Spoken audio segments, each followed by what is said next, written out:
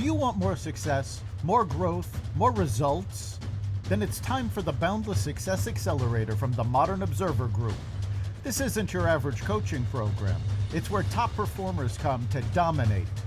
Weekly group sessions, on-demand coaching, a community that's got your back, and a power-packed library of tools to supercharge your business and career. No more excuses, no more waiting. Get in, level up, and start building the life you've been dreaming about. Visit us at modernobserver.com/boundless success to join today. Let's get you to the next level. We're here because the news is being distorted. We're here because people are being inundated with misinformation on social media. We're here because people are being judged guilty until proven innocent.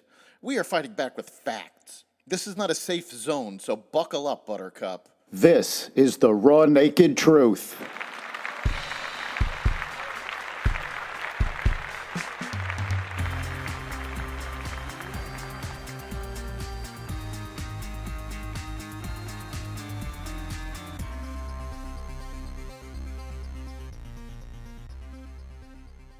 America turns the page as Trump gets to work immediately as he takes the presidency back. Welcome to the Raw Naked Truth. I'm your host, Eric Lopkin, and here's the news you need to know. Former President Joe Biden on Monday issued preemptive pardons for 3 of his siblings and 2 of their spouses, citing concerns that they will be targeted by baseless and politically motivated investigations, just like the investigations that he initiated into Donald Trump. The White House announced the pardons just minutes before President-elect Donald Trump entered the Capitol Rotunda to be sworn in as the next commander-in-chief. Earlier Monday, Biden preemptively pardoned a number of other figures, including Dr. Anthony Fauci, General Mark Milley, and members of Congress who investigated the January 6th Capitol riot on similar grounds. Biden's final batch of pardons included his brother James Biden, James's wife Sarah Jones Biden, his younger sister Valerie Biden Owens, Owens' husband John Owens, and his other brother Francis Biden.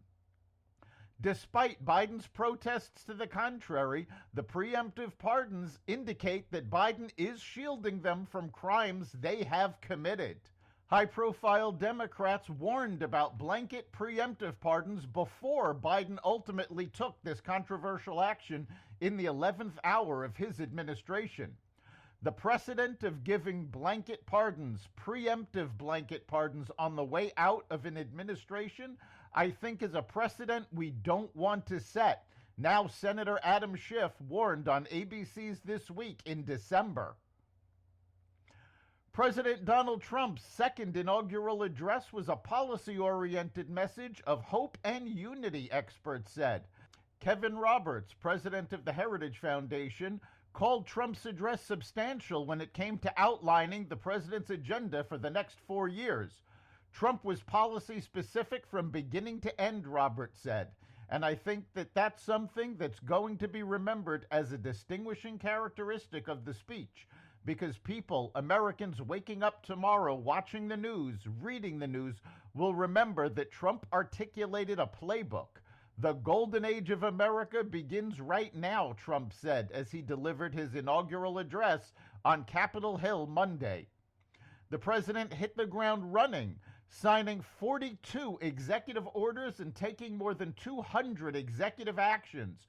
President Trump signed executive orders to overhaul border and energy policies and end diversity programs across the federal government, unwinding signature Biden administration policies on the first day of his second term. Trump's immigration plans include ending birthright citizenship, declaring a national emergency at the southern border, and ending asylum by speeding deportations, Trump said. He gave the defense secretary 10 days to provide a plan for U.S. troops to help seal the border. The president pulled the security clearances of more than 50 national security officials who said Hunter Biden's laptop had all the classic earmarks of a Russian information operation. A total of 51 former national security officials released a public letter in 2020 claiming that even though the laptop did not have any evidence of Russian involvement, it looked like a Russian information operation. The letter came after the New York Post reported they had emails showing Hunter Biden coordinated for Joe Biden to meet with a top executive at Ukrainian energy company Burisma months before pressuring Ukrainian officials to oust a prosecutor investigating the company.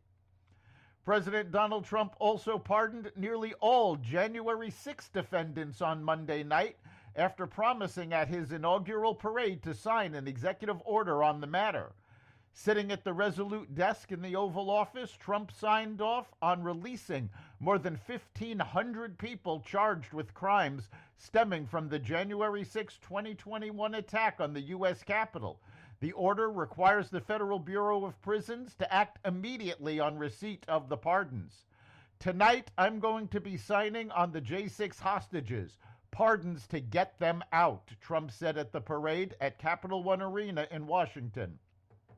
I'm going to the Oval Office and will be signing pardons for a lot of people.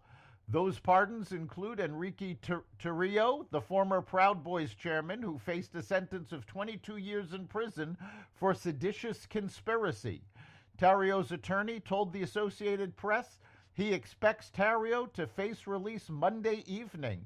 Trump previously promised that he would be acting very quickly on his first day in office to pardon the so-called hostages. The January 6th committee has destroyed all of their records of their investigation. That's the Raw Naked Truth. You can catch every episode of the Raw Naked Truth at xvadio.com, the Apple Podcasts app, YouTube, Rumble, Spotify, iHeartRadio, Audible, Amazon Music, and other platforms that respect freedom of speech. We'll see you next time.